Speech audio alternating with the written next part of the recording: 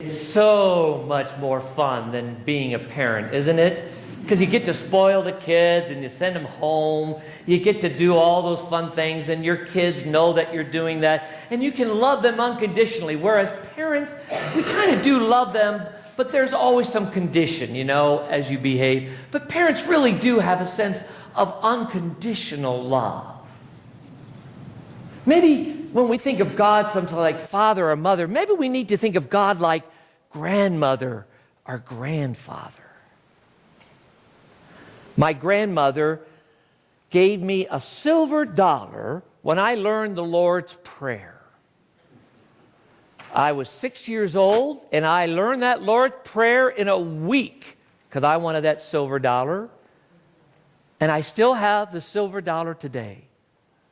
I grew up in a Mennonite church, very conservative, where God was seen as this being out there, kind of judging you, maybe blessing you, but almost like this old traditional idea of a male figure. And I never bought into that idea of God, really, because I had experienced this love and acceptance at church camp and from my grandparents and my parents. So I left the church, I left God, I left all that in my 20s.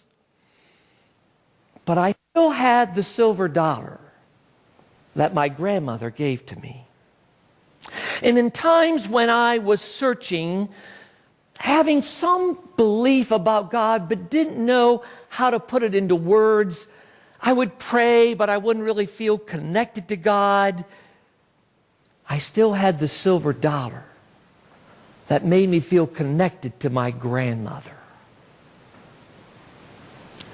Jesus speaks about the vine and the vineyard, and we are part of that connection. And as I've gotten older, I've realized that my understanding of God has changed. Certainly, we see in Scripture as well that God is spirit.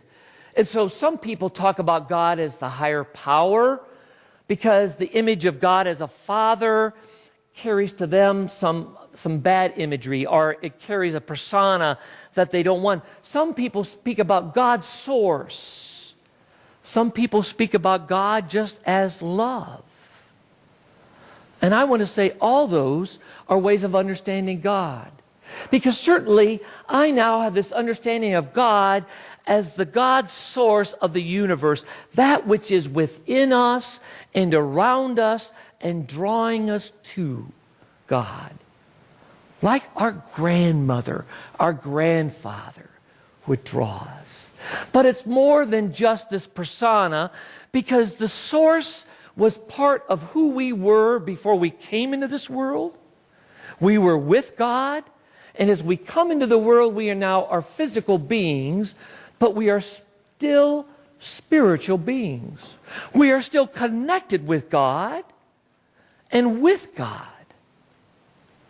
Jesus says, if you abide in me, I will abide in you. If you dwell with me, I dwell with you. I am connected to you. And the more we know this connection to God, the more we're aligned with God, the more our lives flourish. And you know that. You know that when you're out of whack with things, your priorities are out of whack, your life is out of whack, you can feel yourself in a cranky mood, you can feel yourself frustrated, things aren't going well, and then you might find some time that you recenter yourself, that you find yourself getting connected again with God, and with that source that is within us and beyond us. And so first, when we think about soul shaping, I want us to understand that you are connected with God in a way, in the source of God, that you maybe aren't even aware of tapping into. Because you see, we are co-creators. We are creating our future with God. Our future is not predestined. We are choosing how we will create our future. And so we have choices that we make. And we co-create that together. Now, what's interesting is science is slowly catching up with this. And as you see, one of the books that I talked about was Dr. Bruce Lipton, who talked about the biology of belief, about wisdom of ourselves. That when our spirit is in line with God, when we are in a good and healthy place, our bodies become healthy. When we feel anxiety and fear and worry, bitterness, those actually affect our body. Our cells are affected by our spirit. Our spirit affects us physically. For some people, like a member of my family, who will be nameless, who says, I just believe in science. I don't believe any of that spiritual poo-poo stuff. I needed to be proved by facts. I say now, science is proving it. You know, they actually can prove that when a person dies, their body weight is less. It's not by a lot, but they have proven, they've done this scientifically, where they show that when somebody dies, there's something that goes beyond them. You see, we are energy beings, and energy cannot be destroyed. And so when our physical bodies shut down, when the electrical current in our body no longer is moving, there is this energy, this spirit that is released. It goes back into the source, goes back into God. Part of our journey here on earth is to grow and learn and expand in who we are as spiritual beings and to enjoy the physical realm. You see, if I said to you, I'm giving you $1 million, okay, well, where is it? Well, it's not, but spiritually it's there. I'm giving you $1 million. It wouldn't feel much, would it? But if I gave you $1 million in cash,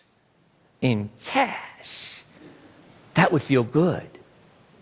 Part of our being as spiritual beings, coming and being here on earth is because there's something when you experience the physical, material realm that we expand in our spiritual self.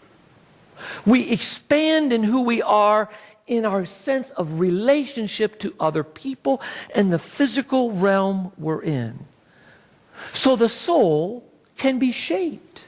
The soul is able to grow and expand.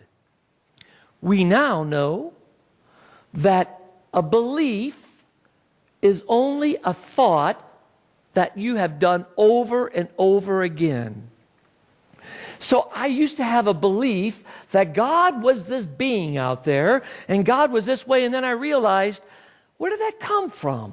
Well, that was taught to me, and so I had this thought that I just kept on telling myself, God was this God of judgment. And then I realized I don't even believe that any longer. And the more that I read in the scriptures about Jesus, about God being love, that God was the source of life and goodness, that God would not punish us that way. Some people believe, this is happening to me because God is punishing me. And I want to say, God is not in the business of punishing. There certainly are consequences to our actions. There is judgment. There is judgment that has been set into the laws of the universe. When you drink so much that you pass out, you will be sick the next day. I know that from my days in college, right? I know that. There are consequences to the actions. When you abuse your body, there will be something that happens. When you hold on to bitterness and you hold on to revenge, it makes you crazy. When you worry all the time, it makes you feel like life is miserable.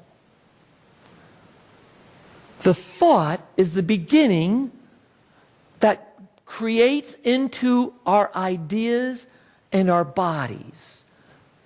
They've done this where they've had people and been able to see how their thoughts changed their physical bodies. Now, and maybe some of you saw this in the World Cup, there was a gentleman who was paralyzed from the waist down.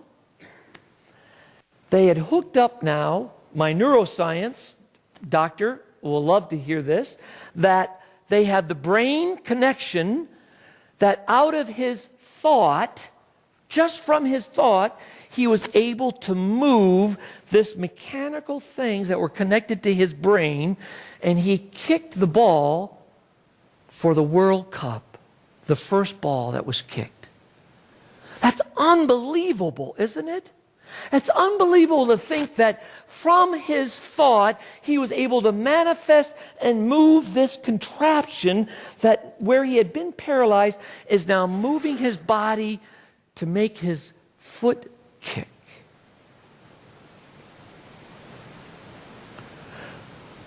So we are influenced by our thoughts.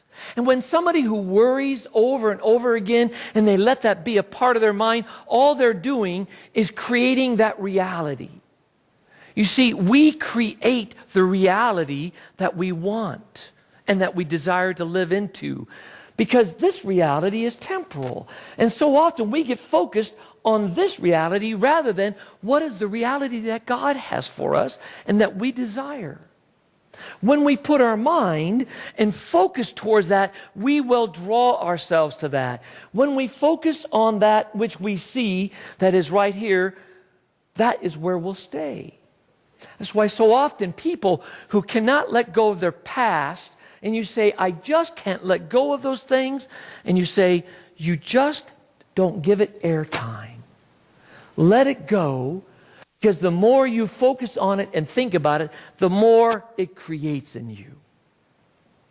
And so when we think about our soul, our spirit, our connection to God, we think about the power of our creating our reality.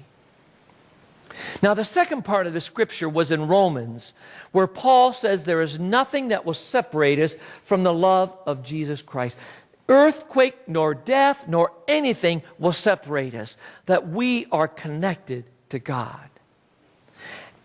The reason why I think this is important for us to understand is, in my teaching, I used to be always taught, if you did this and did this, you'll go to hell. If you don't go to church, you'll go to hell. If you do this, you'll go to hell. I was always feeling like I'm going to hell,